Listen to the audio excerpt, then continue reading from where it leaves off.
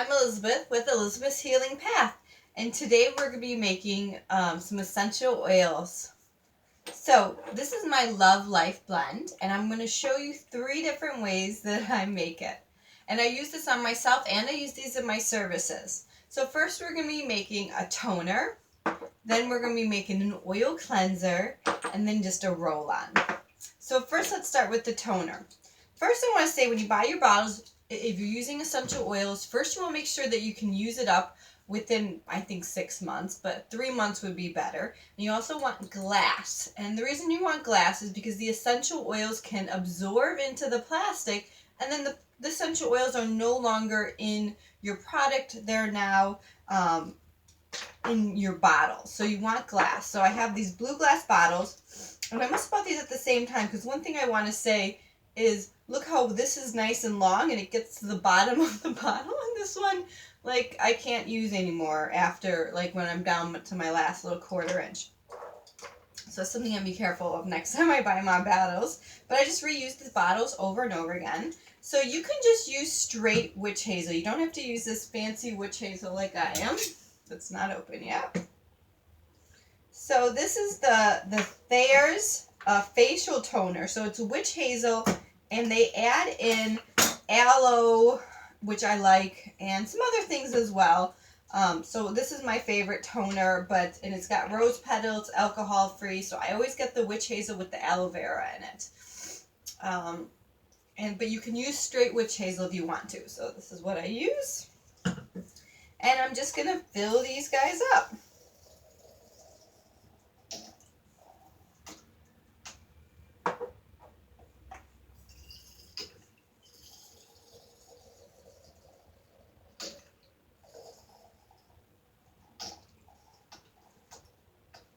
Okay, so I'm going to set these aside because I might as well do all the oils at one time. So that's already done. So you could use straight witch hazel. Again, this has aloe in it, super good for the skin.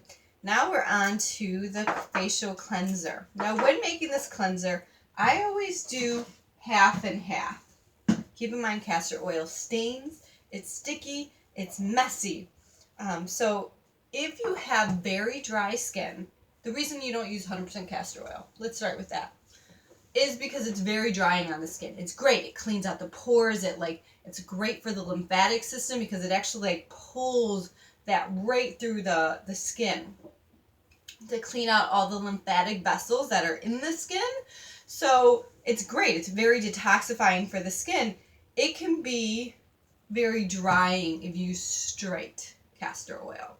So I like to mix it. So if you have dry skin, you might want to do only 25% or 1/3 castor oil and the rest a different oil.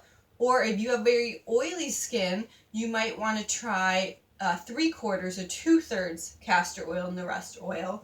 The point is it's an oil cleanser. You don't want to dry out your skin though. Stripping your skin of all its oils, like trying to use 100% castor oil, actually convinces your skin to produce more oil somehow. That's what I've heard. I could be wrong. Correct me if I'm wrong. So we're doing 50%. So one of these bottles is for my massage room when I do my facial cupping services, and the other one will go in the shower for my own personal use. So we have our castor oil, and I'll just open up. This just has some water in there. And actually, this doesn't really need anything. It's full, so I don't use it very often. But I'm still going to show you how to do it. Okay, so we have our 50% castor oil, and now I'm using from Natural Formulations, and I'm using Natural Formulation. It's a local Illinois company. I really like them, using their essential oils, and I'm using their Renewal Blend essential dispersible oil blend. So this is a massage oil blend, but it contains rapeseed oil, jojoba oil, hemp seed oil. So I like this oil blend for the skin. So then the other 50% is going to be this. I've just used jojoba oil when I have that in the house. I also use this oil even when I do my little magic pain sticks, so to help with pain and aches and pains and stuff like that. So this is a good oil. Water dispersible is nice because if you get it on your clothes, you want to be able to get it off. And if you do get it on your clothes, they have a very good laundry detergent that helps get oils out of clothes. Okay, so now comes the fun part of essential oils. Do you have your pen and paper? Because this is the blend that you want. So we're doing 5 drops, 1, 2, 3, 4, 5, of lavender.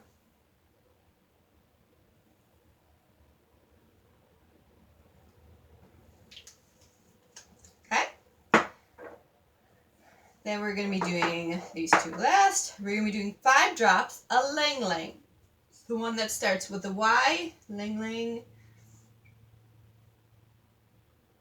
This blend smells so good.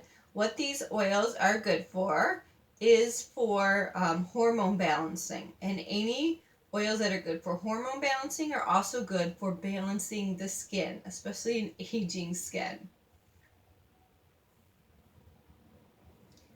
I want to say that usually this roll-on I was just doing straight rose. But rose is a very strong smell I love. Not everyone loves that smell. So you can do just straight rose in this as well. So now we're doing 5 drops of geranium. 3, 4, 5. 1, 2, 3, 4, 5.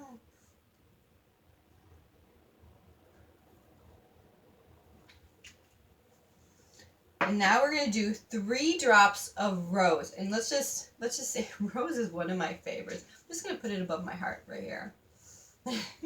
We do 3 drops of rose. Rose is one of the more expensive oils, but it also is pretty amazing. It's, by the way, it's pink. It's a very thick oil, and it's it actually tinges. This is yellow. I don't know if you can see from the rose oil, and there's a little bit of some dried rose petals at the bottom to make it pretty. Okay, and then we're just doing 1 of patchouli. I don't want the smell of patchouli, but patchouli has some great stuff. And luckily it's thick, so it comes out very slowly.